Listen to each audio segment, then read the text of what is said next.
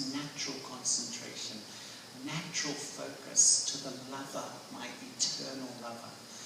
It's not a concept, it's not a belief, it's not a philosophical perception. I'm actually connecting to a real, living, loving being. A soul that is conscious is actually there, but a soul without a physical body.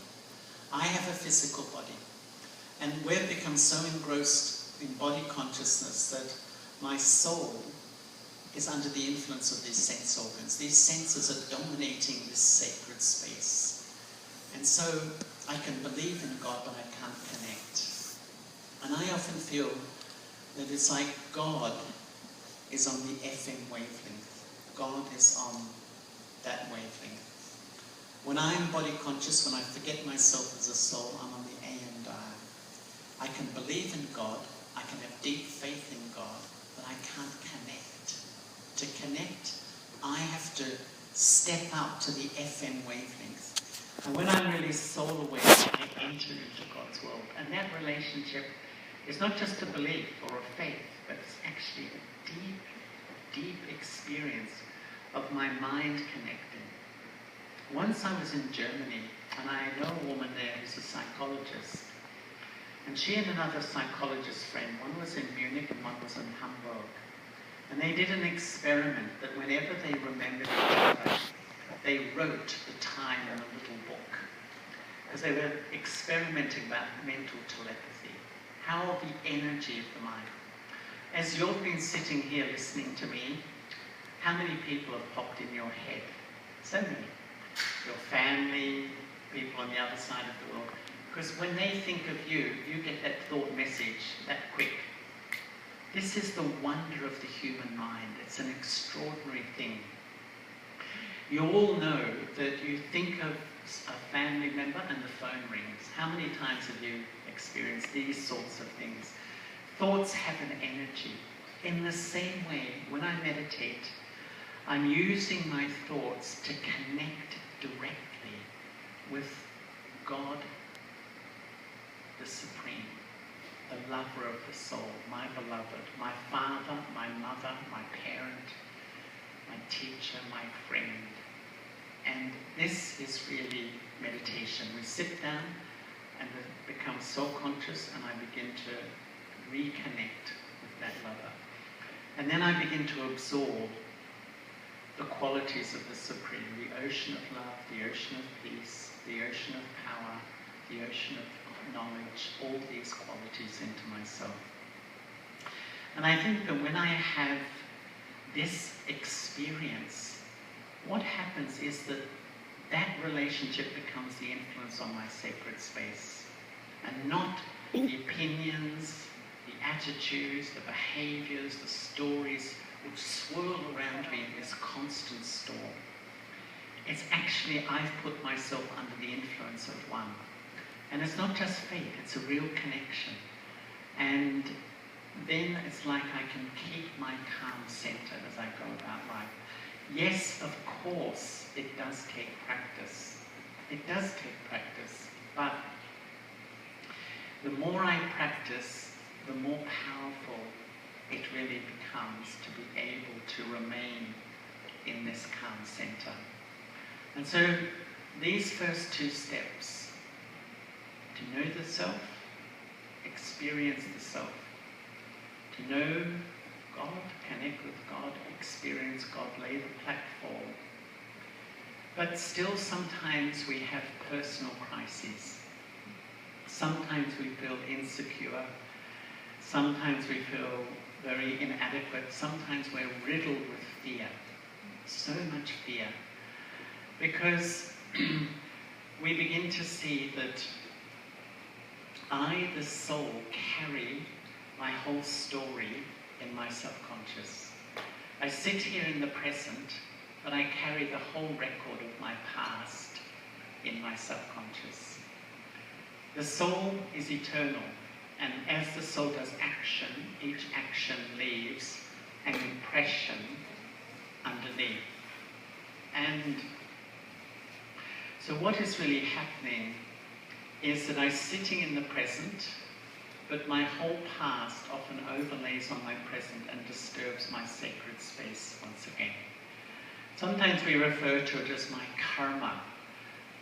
My karma is like my story of my past, which is living in my subconscious and influencing the quality of my present. And we really feel, to become calm once again, I have to do actions according to my truth. You know, sometimes I think we need a good relationship with my conscience. My conscience is like my vessel of truth. And when I go against my conscience, that's often the greatest pain. You know, how much, when you have guilt or shame, how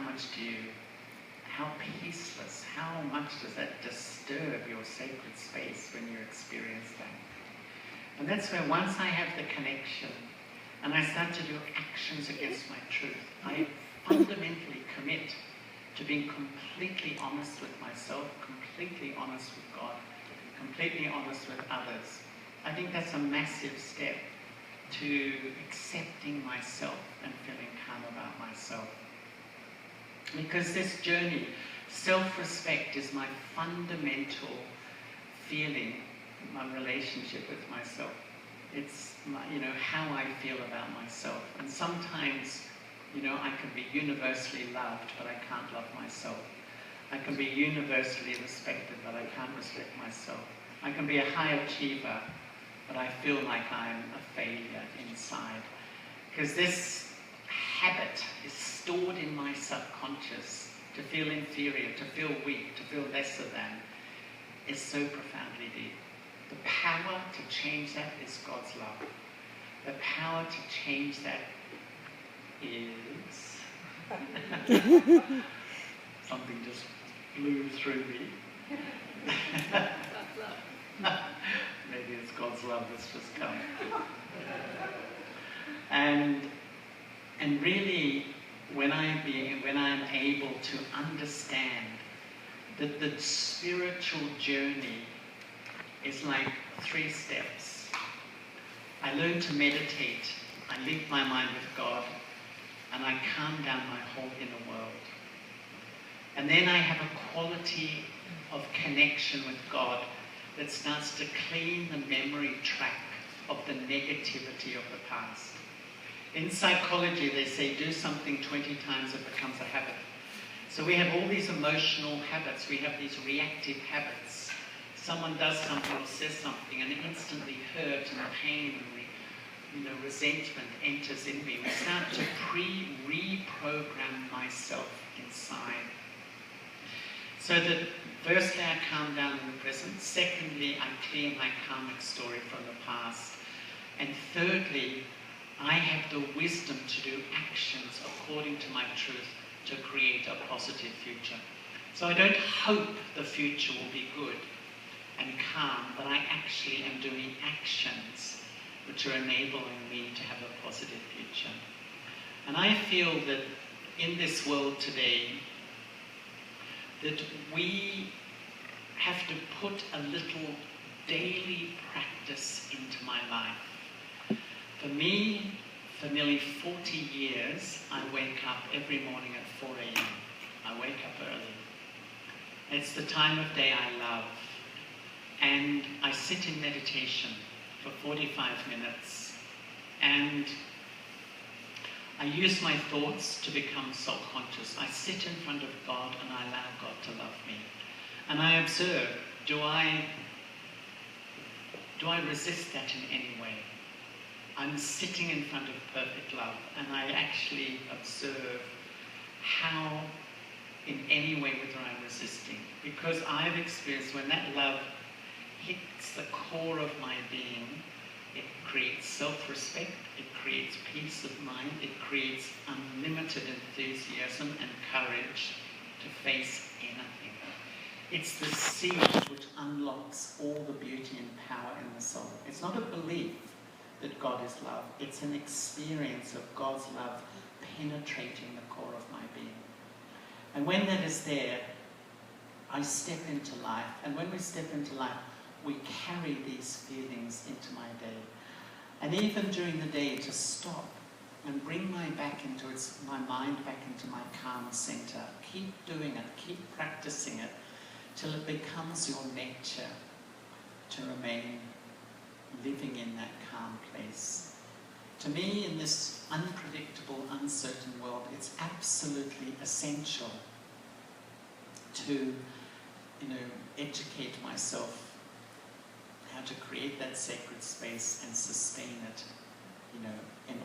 at all moments. And to put this little structure, I also meditate before I go to sleep.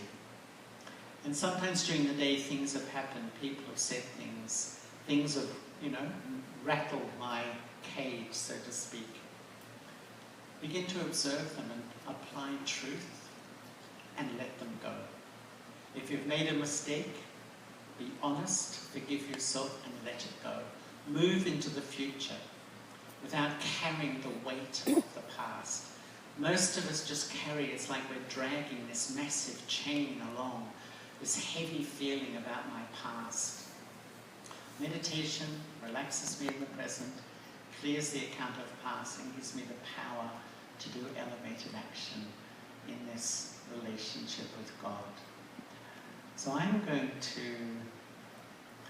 wind up there, and for a few moments, and I think we'll finish with a little bit of meditation in a few moments, but if anyone would like to ask something, make any comments, ask a question, we have a few moments. I'd love to hear from you.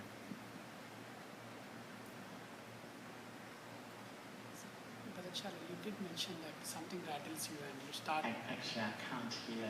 You have to either speak loudly or... Yeah, sure. And I can repeat the question or... Sure, you can repeat the question. The other way we have to give the microphone and whoever wants